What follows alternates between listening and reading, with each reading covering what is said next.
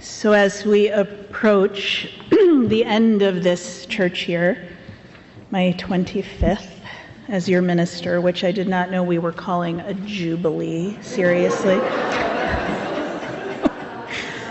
I find I am thinking about the past more than I usually do.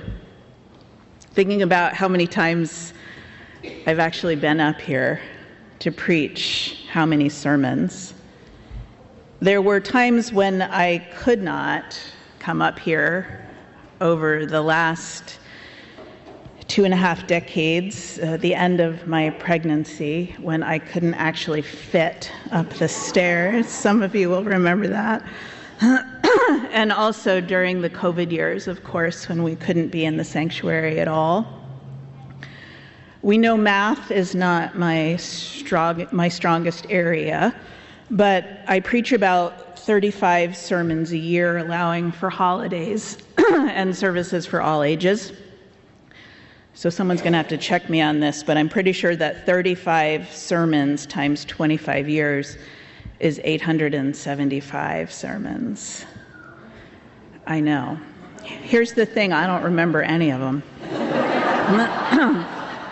And I actually think it's fine if you don't remember any of them either, because this is just a very long conversation that we are having. And the sermon is my part of that conversation every week. So I'll let you in on a little secret, a professional secret. Most ministers only have 2 and at the very most 3 sermons anyway, which is actually probably not a secret at all, I realized, that I am up here preaching the very same thing every single week in slightly different words.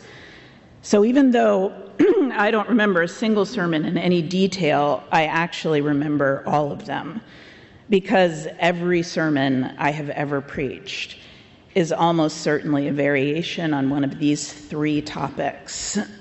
Topic number 1, hope is not a feeling, it is a choice, and it is a choice we need to make over and over again. Topic number 2, we can do hard things if we do them together. And topic number 3, love is almost always the answer, no matter what the question. Though by love I do not mean niceness, certainly, or even kindness. By love I don't mean setting no limits or tolerating what is hurtful or cruel. I mean something closer to Valerie Kaur's definition of love. Love as a force for justice, healing, and transformation, or James Baldwin's definition. Love is magnifying the light in one another.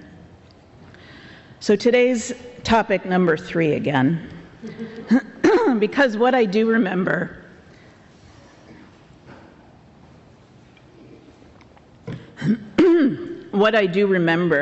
from those roughly 875 sermons are the ones that people really dislike. The ones you get mad at me about, because that tells me there's something there that we better pay attention to. And the sermons that you get the most angry with me about are the ones about the harder parts of love, the first of those being forgiveness. Even though I've learned to preface all sermons on forgiveness with the reminder that I am not speaking directly to you, no matter what you have told me. I'm speaking to all of us, myself included, and also I am not the judge of anything, but I am certainly not the judge of your forgiveness, either the giving of it, the receiving of it, or the withholding of it. My job, as I understand it, is never to tell you what to do, but to invite and encourage and sometimes nudge all of us into places that have a little more air and light in them, places that have a little more space for mercy and grace to slide in. So the other topic I remember, because several of you got quite upset about it, was a quote about love that I preached on years ago by one of the founders of the Catholic Workers Movement, the incredible activist Dorothy Day. And the quote was this: "I really only love God as much as the person I love the least." I really only love God as much as the person I love the least. A handful of you really hated that. So I knew I had to come back to it. I understand the discomfort, because when I first read it, I kind of hated it too, but I also loved it. It moved me so deeply, and it also grated on me and challenged me, especially since I have read some about Dorothy Day's beautiful and incredibly difficult work in the 1930s, where she lived with and served people who were homeless and desperately poor in New York City, created hospitality houses to welcome, feed, and house and clothe people all over the city. So I know that for her, these were not just words. Trying to love the ones she found the least lovable was her daily practice, and she had dedicated her life to it.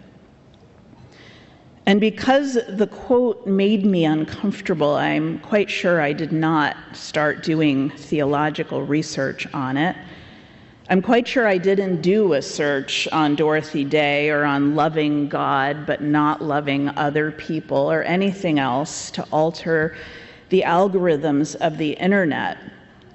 But for months, that Dorothy Day quote kept showing up in my life. I started seeing it everywhere. It was in my Facebook newsfeed. It was in an On Being column by Krista Tippett. It was in emails from other spiritual organizations that I get. And I finally gave in after seeing it like 8 times and said to myself, fine, I'll look at it. So I went to search the phrase, and I just typed the words, "I really only love," into the Google search bar, and it immediately finished the rest of the sentence. It was like Google had just been waiting for me to look it up. Those of you who have known me for a long time know that this is usually the way for me, because life is not a subtle teacher for some of us. I really only love God as much as I love the person I love the least. I don't remember what I said about it the first time. I just know that in this moment in our country's history, under the shadow of the empire of cruelty we live beneath, I'm wrestling with it again. Right now, there are so many people I love the least because their actions are hurting millions. People who are using their power to degrade and dehumanize, to deport without due process, to destroy the safety net that others have labored for decades to create and carefully repair. So if I love God only as much as I love these people, I'm feeling kind of sad for God. Now, I know for some of you, the idea of loving God in the first place doesn't feel entirely relevant, but I think the phrase translates in all sorts of ways, and all of them are just as hard as the original. I really only love humanity as much as the person I love the least. I really only love the world as much as the person I love the least. I really only love myself as much as the person I love the least. I really only care as much as the person I least care for. What a hard thought.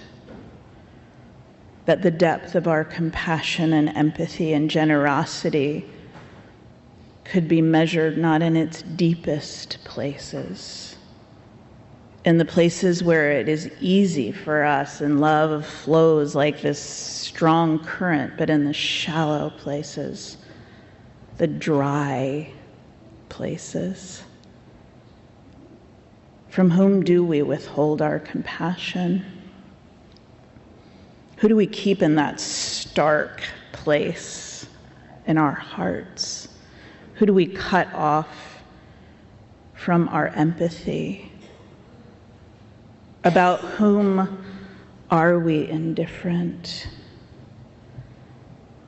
And if we say that love is at the center of our faith, which we do say, then what does it mean for those we don't love, we don't want to love, we're not even trying to love? What about the people doing terrible things? Are we supposed to be using our precious energy to love them? Well, I don't love these questions, but I believe they are important to ask, because it's easy to talk about love, it's easy to sing about love, it's easy to read poems about it, and sometimes it's easy to love, but what interests me more is when love is hard. What do we do when we come up against the limits of our willingness to love? When we come up against the capacity, the capability to love? There aren't easy answers. But Rosemerry Wahtola Trommer's poem gives us a hint. I think it gives us a roadmap. She writes, "All day I replay these words. Is this the path of love? I think of them as I rise, as I wake my children, as I wash dishes. It is amazing how quickly 6 words become compass. A new lens through which to see myself. I notice what the question is not. Not is this right? Not is this wrong? Just is it this? Is it this? All day I let myself be led by the question, and I let myself not be too certain of the answer. Is this the path of love?" And so I believe that we must keep asking, even now, is this the path of love? And we must allow ourselves to be led by that question. And we must be brave enough to listen for the answers.